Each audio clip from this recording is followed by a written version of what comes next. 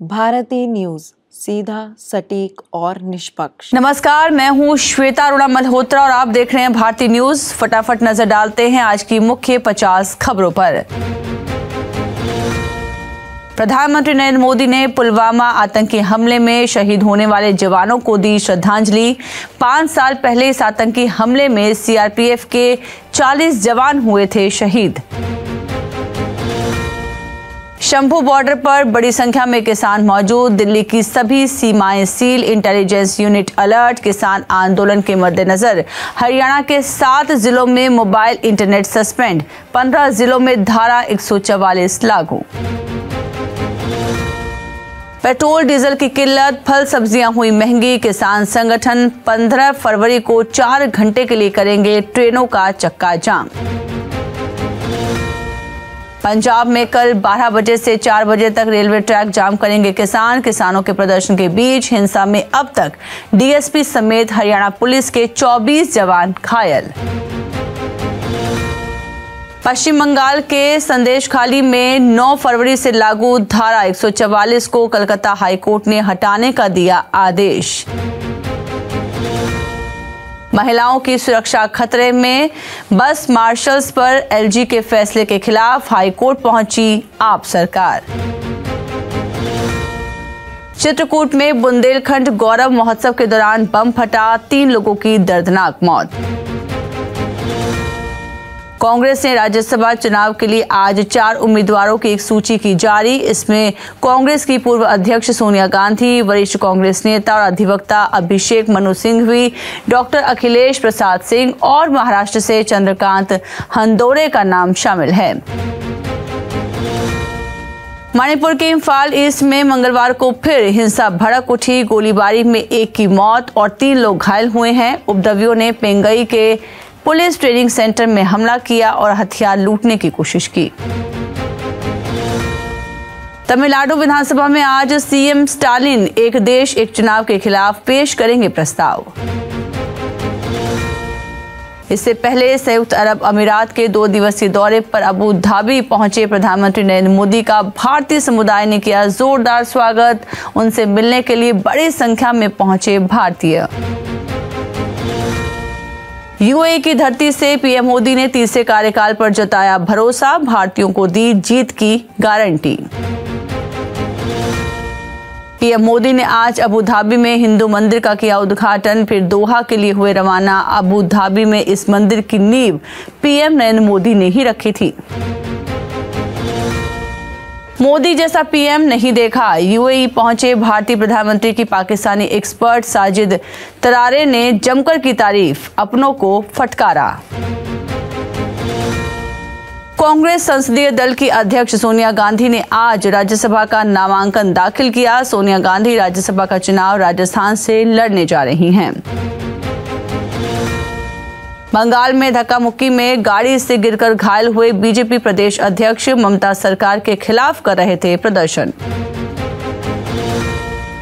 राष्ट्रपति द्रौपदी मुर्मू का राजस्थान दौरा, मेहंदीपुर बालाजी और बेणेश्वर धाम मंदिर का करेंगी दर्शन। देश को अगले महीने लेटेस्ट स्वदेशी फाइटर जेट मिल जाएगा। वरिष्ठ रक्षा अधिकारियों ने ईटी को बताया कि स्वदेशी लाइट कॉम्बैट एयरक्राफ्ट का लेटेस्ट वर्जन अगले महीने तक डिलीवरी के लिए तैयार होने की संभावना है। उत्तर प्रदेश उन्नाव में 8 से 13 साल के 3 बच्चों ने नाबालिग बच्ची का किया गैंग रेप, पुलिस कर रही है मामले की जांच। झारखंड में रद्द हुआ भारत जोड़ो न्याय यात्रा का कार्यक्रम, किसान आंदोलन में शामिल होंगे राहुल गांधी। दक्षिण गोवा लोकसभा सीट से इंडिया के उम्मीदवार के रूप में आप ने अपना कैंडिडेट उतारा। मुंबई में इंडिगो फ्लाइट को बम से उड़ाने की धमकी, पुलिस मामले की जांच में जुटी। गेम खेलने के लिए पड़ती थी डांट, लखनऊ में 12वीं के छात्र ने किया सुसाइड। तुर्की ने अजरबैजान को दिया पाकिस्तान वाला अंकीसी किलर ड्रोन, अर्मीनिया के भारतीय रक्षक से होगी टक्कर, दोनों देशों में तनाव। पाकिस्तान के चुनाव नतीजों में धांधली पर बाइडेन की भी नजर। व्हाइट हाउस ने कहा, नतीजों में पारदर्शिता बहुत जरूरी। यूके की यूनिवर्सिटी में भेदभाव की शिकार भारतीय महिला काजल को मिलेगा 4.70 करोड़ का मुआवजा। ट्रिब्यूनल ने यूनिवर्सिटी को दिया आदेश। मालदीव ने भारत से तनाव के बीच 43 भारतीयों को अवैध व्यापार के आरोप में किया डिपोर्ट। मालदीव की मोहम्मद मुइजू सरकार ने कहा, अवैध व्यापार में लिप्त थे ये लोग। कतर से रिहा हुए कैप्टन सौरभ वशिष्ठ की पत्नी मनसा वशिष्ठ की खुशी का कोई ठिकाना नहीं। पति की रिहाई सुनिश्चित कराने और अपना वादा निभाने के लिए विदेश मंत्री एस जयशंकर का शुक्रिया अदा किया। पाकिस्तान में नवाज शरीफ की सरकार बनना लगभग हुआ तय। नवाज शरीफ की पार्टी PMLN बिलावल भुट्टो जरदारी की पार्टी PPP के साथ गठबंधन करेगी। दुनिया के तीसरे सबसे बड़े लोकतंत्र इंडोनेशिया में वोटिंग आज। 20 करोड़ मतदाता चुनेंगे नई सरकार। इंडोनेशिया के राष्ट्रपति जोको विडोडो अपने 2 कार्यकाल की अधिकतम सीमा पूरा कर चुके हैं। ऑफ स्पिनर डेन पिट ने अपने करियर का सर्वश्रेष्ठ प्रदर्शन करते हुए 89 रन देकर 5 विकेट लिए, जिससे मेजबान न्यूजीलैंड पहली पारी में साउथ अफ्रीका से 31 रन पीछे रह गया। केंद्रीय खेल मंत्री अनुराग ठाकुर ने कहा कि भारत ओलंपिक खेलों के लिए बोली लगाने के लिए पूरी तरह से तैयार होगा। प्रधानमंत्री नरेंद्र मोदी ने 2036 में खेलों की मेजबानी करने के भारत के इरादे का संकेत दिया था।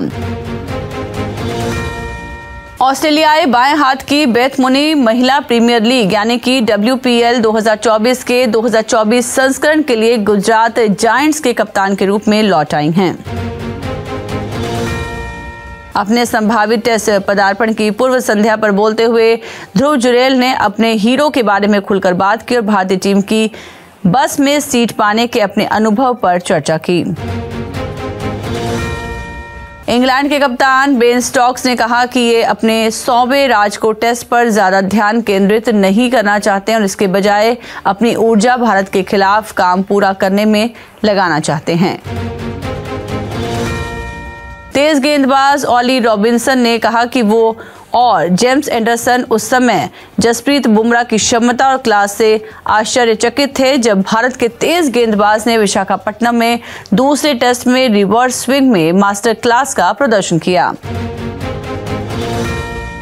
एक बार फिर फिट हो चुके रविंद्र जडेजा अपने गृहनगर में इंग्लैंड के खिलाफ तीसरे टेस्ट मैच के लिए भारत के मध्य क्रम में अतिरिक्त जिम्मेदारियां संभालने के लिए तैयार हैं।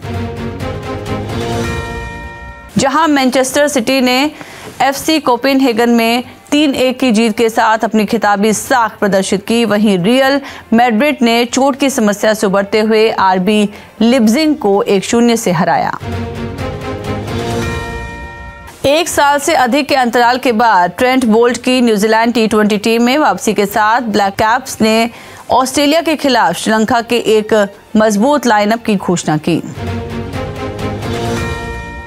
यूनाइटेड वर्ल्ड रेसलिंग ने मंगलवार को भारतीय कुश्ती महासंघ पर से तत्काल प्रभाव से निलंबन हटा दिया। भारत का थोक मूल्य सूचकांक, जो थोक स्तर पर वस्तुओं की कीमतों में बदलाव को मापता है, जनवरी में पिछले वर्ष की समान अवधि की तुलना में 0.27% बढ़ गया। भारत के सबसे बड़े निजी ऋणदाता HDFC के शेयर शुरुआती कारोबार में 1363.55 रुपए तक गिर गए, जिसके बाद इसमें थोड़ा सुधार हुआ और ये 1.67% की गिरावट के साथ 1371.10 रुपए पर पहुंचा।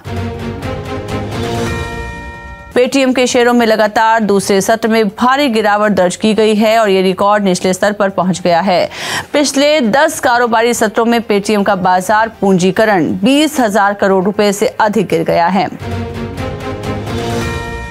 राशि पेरिफेरल्स के शेयरों ने शेयर बाजार में अपनी शुरुआत में अच्छी शुरुआत दर्ज करवाई है, जो अपने IPO मूल्य से 9% प्रीमियम पर सूचीबद्ध हुआ। कैपिटल स्मॉल फाइनेंस बैंक के शेयरों की शेयर बाजार में शुरुआत में कमजोर शुरुआत देखी गई, जो अपने IPO मूल्य से 8% नीचे सूचीबद्ध हुआ। गौरी खान ने अपने मुंबई टोरी में अपने रेस्तरां में एक इंटीमेट पार्टी की मेजबानी की। इनमें उनके कई दोस्त शामिल हुए, जिनमें करण जौहर, भावना पांडे और कई अन्य सेलेब्स शामिल थे। छत्तीसगढ़ के कॉलेज में आदित्य नारायण का हालिया संगीत कार्यक्रम तब विवादों में आ गया जब गायक ने एक प्रशंसक को मारा और उसका फोन भीड़ में फेंक दिया। रकुलप्रीत सिंह और जैकी भगनानी अपने जीवन में एक नया अध्याय शुरू करने के लिए पूरी तरह से तैयार हैं। वो 21 फरवरी को गोवा में परिवार और करीबी दोस्तों की मौजूदगी में शादी करने की योजना बना रहे हैं। ऑस्कर 2024 के लिए बारबी थीम वाले टीजर का हाल ही में अनावरण किया गया था। इस रोमांचक प्रोमो में मेजबान जिमी किमेल ने एक के बाद एक चुटकुले सुनाए, जिसमें कई कैमियो भी शामिल हैं। बारबी स्टार रियान गॉसलिंग ने हाल ही में इस बारे में खुलासा किया है कि क्या वो जल्द ही होने वाले ऑस्कर में इंटरनेट के पसंदीदा ट्रैक आई एम कैन का प्रदर्शन करेंगे। तो फिलहाल के लिए बस इतना ही। अन्य सभी बड़ी खबरों के लिए आप बने रहिए भारती न्यूज के साथ। नमस्कार।